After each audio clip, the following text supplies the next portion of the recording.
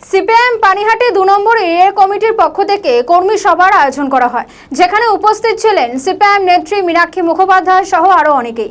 সেখান থেকে সিপিআইএম নেত্রী কি বলেছেন শোনাবো। কি চাইছিলাম পানিহাটিতে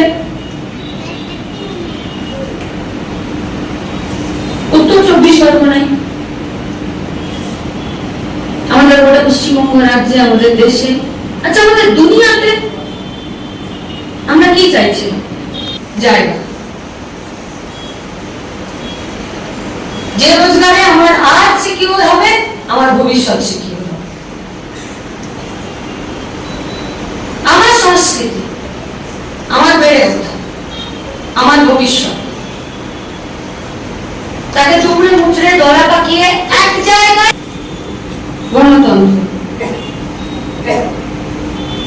যে গণতন্ত্রে আমি আমার কাজ চাইতে পারি, আমি আমার বেতন ঠিক করার জন্য কথা বলতে পারি, আমি আমার কাজকে, আমি আমার জীবনকে, আমি আমার সেটাকে আমাদেরকে ঠিক করে দিতে হবে।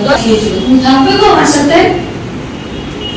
তুমি যদি থাকতে চাও তাহলে তুমি হ্যাঁ বললে তুমি আমার সাথে থাকবে। তুমি যদি বলো যে তুমি ভারতের সাথে থাকবে না, তুমি থেকো না। যাদেরকে বার্তা পাঠালো তারা জিজ্ঞেস করলো তোমার সঙ্গে থাকলে কি হবে? বললো আমরা এরকম একটা দেশে আমরা একসাথে। তোমার কথাবার্তা, তোমার আচার আচরণ, তোমার ভাষা, তোমার সংস্কৃতি, তোমার বেড়ে ওঠা, তোমার ইতিহাস, একে সিকিউর করা হবে, একে সংরক্ষণ করা হবে, একে গাইড করা হবে।